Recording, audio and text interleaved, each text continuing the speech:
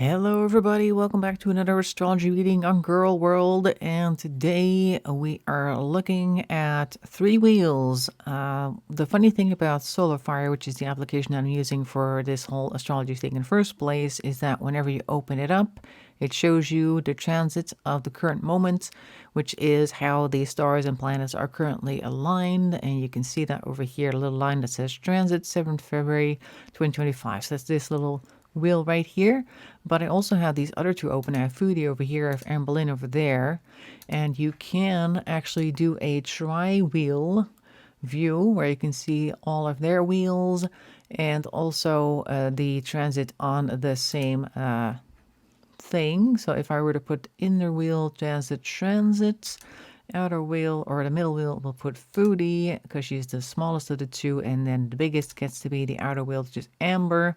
Right, so now you got everything selected, and then we say view, and then you get this. So now we have Anne Boleyn in the outer ring here with all of her planets. Now the thing with this wheel style is that the houses are set to the transit wheel right here. So currently it is a Gemini first house, but of course their first house is Aquarius, which is over here. So they're going to have to, or maybe we're going to have to figure out exactly how to read that. But the thing is with both of our girlies is that they are both Aquarius rising, which is interesting because a lot of the times people will say, oh, Amber has done this, and now of course Foodie's going to have to do the same because they always copy each other and that type of thing, which I think is true to a certain aspect. But there is also this aspect. There are of course the same houses that they have. They both have the first house all the way down to the 12th house, and that means whenever a planet hits a certain house, they're going to have that same energy hit them, and they're going to have similar events. Not the same event, but similar things. And in some cases, it'll hit one harder than the other, and that also depends on what planets you have in that house, or what lack of planets, what aspects you have between the planets, and all that sort of thing. So I thought that was interesting to note. And since we have the transit in the middle, we can see that certain planets are currently in certain signs. So currently in their first house, they have over here the Sun and Mercury. And Sun likes to be in the center of attention, so this is definitely a time for them to get attention. And both of them have been getting some attention, maybe not the best of attention, but still. Aquarius, again, is a bit of an oddball sign, so they are drawing attention with them being odd, which is kind of what they do the entire time. Might as well, the sun might as well stay here the entire time. But yeah, so that's something we can note. There's probably a lot more to it than that. It'll also tell us that over here as well, Sun and Aquarius. Denote that you're unconventional. Well, this is of course a transit. Can I also set it to a transit type style interpretation? Let's see. Oh, I can do speak interpretations. That sounds like a terrible idea, but it is an option. Transitional. That does nothing. Traditional, sorry. No, I thought that said transitional, but I can't read apparently. Okay, well, never mind. So we have some description here about Sun and Aquarius in general. You like to test ideas that have never been thought of before. So this could be an experimental phase as well. They are trying things out. And as we do know, usually in January, even though we're currently in February, the girlies like to throw something out there that's going to hook people for another couple of months, and then they'll, I guess, spend some more time thinking about other things to do later in the year. Usually it has something to do with weight loss promises. Foodie decided that she wasn't going to do any fast food anymore, and then immediately ate fast food within 24 hours of saying so. She also wasn't going to rage. I'm pretty sure she's done that a few times, even though she wouldn't describe it as a rage. I think she said like, oh, it's not a rage. I'm just telling you what I think or something, or giving my opinion. Well, that's not the issue. It's mostly the delivery, but that's okay. Anyway, so they've been doing that. And of course, Anne Boleyn broke up with her totally not feeder. And now she was also going to do a weight loss. And then in the same vlog, she decided to quit it or something. And she was doing Ozempic, but it's not going very well. But we're not entirely sure what it was. It was kind of confusing, actually, if we just kind of look at that real quick. Like, she said when she started doing it again, like, oh yeah, last time they gave me all the vials in one go, and they probably went off, and that's why it didn't go very well. So this time I'm going to get fresh batches every time. But now we're also hearing that it's not working. or that it's really only helping her to maintain, which basically means that she is eating so much calories that it's not even making a dent in them. So that's not great. It's not like that stuff will take all your fat away no matter what you do. It's not like that. So anyway, I guess it's part of the plan to keep people talking. But anyway, so we can see that Mercury is also in their first house. That means thoughts. How long has Mercury been there? Mercury is one of the faster moving ones, I believe. So they may have only been in that phase for a couple of days. Mercury is of the mind, and that may have them thinking all sorts of weird thoughts, which is interesting because we just looked at the description of Sun in Aquarius, which is also about weird ideas that you hadn't thought of before. And now we also have Mercury over here in Aquarius, brimming with original and unique ideas. So we may be looking at some interesting stuff happening with both girlies, that they're just coming up with plans. They're just going to blow us away. So maybe we're looking at an interesting few weeks with them, maybe a few months, depending on what they come up with. So that's interesting to note. Anyway, so their second house over here is Pisces. They have Saturn in Pisces right now. Let's see, I think that is compassion and intuitive worker, really. Brings anxiety, the anxieties, and also fear. And strong karma may be experienced with this position, it says here. So we may be looking at some very interesting things happening. I'm not sure exactly how long Saturn takes to go through a planet. I think he takes, or a planet, a sign. I think he takes quite a while. So we might be looking at an extended period of karma for the both of them. We also have Neptune over here, which has been there for a while because it takes 164 years to make a complete cycle. So it's been there probably since they were born. Let's take a look. We can see that actually. Oh, no, of course not. It was actually a few houses back. It was in their 11th house over here in Capricorn. All right, so they were over here in Capricorn. So it's a generational sign, meaning that they, as a generation, would possess the ability to apply discipline on the spiritual path. Well, I don't know if that's really happening. Currently, though, we're on to something else. Maybe they'll express their spirituality through visions and art. Nah, neither of them's really doing that, so I think we can safely ignore that. Their North Node is in here now, in their second house. That means their North Node passed through their first house not too long ago, which is nice. Well, nice. It's like one of those moments where things do tend to happen that have something to do with the North Node promise, I guess you would call that, which would be being dependent and clingy, etc.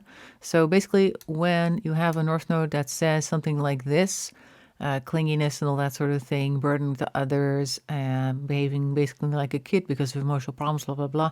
When the North Node passes through your house where it was initially, I think it was there, then I think that's kind of slapping you around in that area of life. Like, hey, reminder, this is what you're supposed to learn. And if you haven't learned that yet, you're going to get a push, you're going to get a shove, you're going to get broken up with somebody who I guess you thought was going to stick with you for a while because this is all about dependency, etc. At least for Amberlyn Reed it is, because I see that it is in her chart where I found the North Node. Foodie's North Node is over here.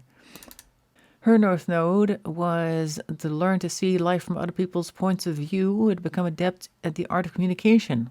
She has a tendency to be restless and scattered, need to develop some focus and ability to communicate your ideas in a way that helps to maintain or helps the many people in your life. Well, I don't know if she's done any of that. Has she been communicating clearly? No, not really. I think it's been like one message after the other. She's been trying to set some goals for herself, but mostly just on paper. And there were some pretty clear communications towards her from her a man who was like making somewhat veiled threats, I guess you could say. That may have been a lesson in communication, but I don't think she's learned it yet. Anyway, so that's the nodes looked at. We've got Venus also in their second house. Second houses are usually about like siblings and that type of thing. Also, money can be a thing. And over here it says that it's actually in Aries, even though it's like popped into the Pisces house. Now, Venus in Aries is a little bit of stealing the cookie, even though you shouldn't. but because it's fun and it tastes good, that type of thing. So who knows, they may be stealing some things on the side or stealing away at certain points because it seems fun to them. Anyway, we could go on, but I just thought it would be interesting to take a look at the transit real quick if there was anything particularly interesting going on for them. I am curious about where is, let's see, Jupiter's over here. That would be their first, second, third, fourth house. So that is like a family thing. So they may be looking at some type of familiar bliss or luck in family anyway. Jupiter brings luck and expansion, so there may be some family expansions maybe. Maybe Foodie's going to steal a few more cats so she doesn't have to drive out there to feed them every day. Maybe Amber's thinking of getting a cat of her own. Who knows? Now that Rarity explored too hard, who knows? I don't know.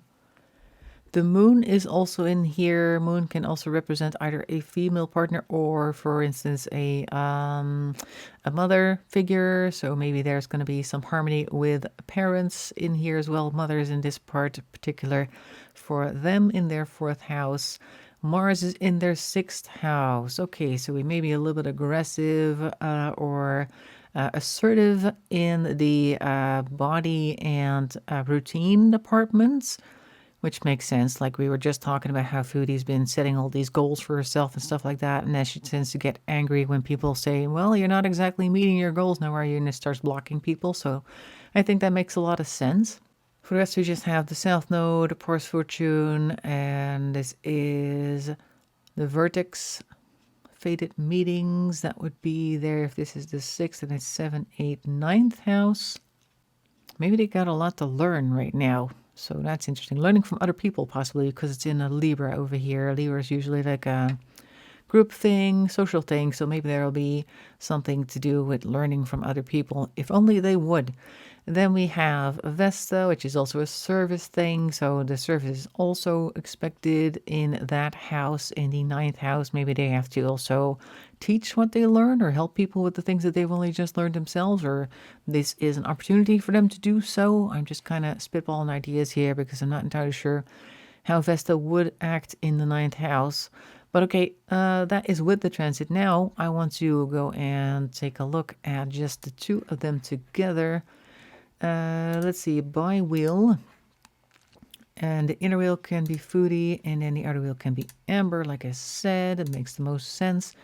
And here we go. Now we can actually see both of their houses, and now we see for sure that they all have the exact same house numbers. And now that it's a slightly different setup, we can look at things a little bit more clearly. I chose this colorful pattern for my own transit and chart selection the other day. I kind of thought that the rainbow thing looked fun, so I'm just keeping that. And because I could see both of the houses. So no transits here. This is all just their birth charts. So the outer wheel is still Amber over here. Both their ascendants are still in Aquarius right there. Now Foodie's moon is in the first house in Aquarius, so I'm not entirely sure what I said about that last time. But looking at it again, kind of like the moon is the mother, can also be a partner. I don't believe she'll want a female partner, so this is probably just a mother thing. This could be an estrangement in the first house that she takes very personally. But if we look at some comparisons, let's see now. They all have the same houses in the same sign, so that's great. This algol I pointed out last time, well, it's actually going to be on the 26th degree for everybody in Taurus, so that makes complete sense. Of course, in their cases, it's even more pressing because they have body issues or house issues. Actually, this is the fourth house, so house issues, home issues in the family, that type of thing. Both of them had that type of upbringing. Different but similar, basically. The Chiron thing, let's see, comparatively, yeah, there's the body issues with Amber. This may also be a food security as well. Chiron in the 6th house, routine issues. And with our other girlie, we see that is in the family. We said that last time already, of course, just kind of reiterating real quick. So as far as differences, they've got most of their planets in different houses. Do we have anybody who is in the same house? Which one? Over here, descendant, obviously, yes. Vertex is also in the 8th house for the both of them. Oh, that's interesting. Ministry report. And so Vertex over here is fated meetings, like I said, and it's in the 8th house for the both of them. That means they are having fated meetings, and it tends to be around other people's resources. This could be inheritances, it could be things that you expected to get from other people, it could be in your job that you expected certain things, and then somebody comes into your life and they're almost like a teacher and they really mess things up over there, or maybe they're actually the type of person that's going to give you a ton of money, either one. So it's either they take stuff from you or they give you a bunch of stuff. Personally, I think I also have vertex in my 8th house, so we have that in common. And for me, it's mostly been people coming in to thwart things, not bring things. Who knows, it might actually be a good thing at some point. But there are fated meetings in the 8th house, which has a lot to do with other people's resources, that type of thing. The type they're bringing in, the type they are giving or taking away. They also have Pluto in the 10th house. I think Pluto is another one of the slow-moving planets, so it makes sense that they both have those in the 10th house. Pretty sure that is also a slow mover. Yeah, this one's even slower than Neptune, so it makes sense that they're there. So we don't really need to look at that. That's not a super interesting coincidence. Let's see. So we have Mercury there. Just kind of quickly looking. Yeah, Neptune is here again. Yep, that makes sense. Moon is here, there, and then we have Chiron. No, we have no actual matching planets here. It's just the houses and the ascendant and descendant. So that's enough apparently to have people have very similar experiences, which is interesting because I think I know somebody who also has the same ascendant as me, or rising sign if you want to call it that. They've not confirmed that because I honestly don't know what time they were born, but I noticed that whenever, for instance, we come back at the office on Monday, talk about the weekend, and they will have had very similar themes to me. And if you have somebody in your sphere that has similar themes to you, they may very well share a rising sign. So not the sun sign, not the sign that a lot of people talk about as being their sign. That's the sun sign, where the sun is, or where the sun was when you were born. And it's the rising sign that was on the horizon when you were born. So that is often your first impression that you give, and also what hits you first whenever there is a transit or something, because it determines the houses. Like I said, because they have similar houses, they're all in the same sign, in the same order, they are going to have similar transits with similar effects, and it depends on where their planets are, how it affects them exactly. But there will be similar themes. And sometimes it may delay a little bit with some, like if you have an early degree, a certain planet in a certain house, a transit of a different planet that'll affect that will hit you first, and somebody whose planet is at a different degree, like a later degree, it's going to hit them later. Like maybe we can look at the 4th over here. 5th is also pets, I think. For instance, Rarity disappeared in November, end of November, I think. Now, Howie the hamster died in January, so there is almost a complete month between them. So it could be that one of them has an early degree somewhere of a certain planet, and another has a late degree somewhere of the same planet in the same house, or similar, or close to each other, I should say, because none of them have the same planet in the same houses, but maybe they're close to each other. And that is enough to have a similar type of experience. Like Amberlynn's rising sign is 2 degrees Aquarius, and Foodie Beauty's is 14 degrees. So it could be something that hit the first house, hit them personally with the first house, but it hits Amber first, Rarity going missing, and then it hits Foodie second, much later, with Howie passing away. So maybe it's something like that. But since it's a pet, I think it should be closer to the 5th house, whatever it was. And I see we have the ICs.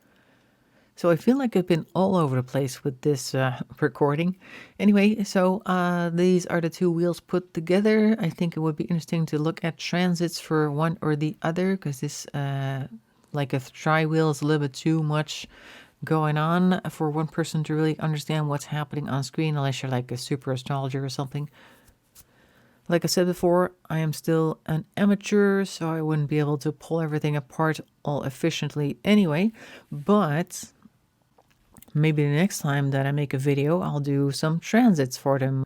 Like I'll just pull up one of the wheels of either Foodie or Amber and put the transit on the inside so you can see what's currently going on and how that relates to their birth charts.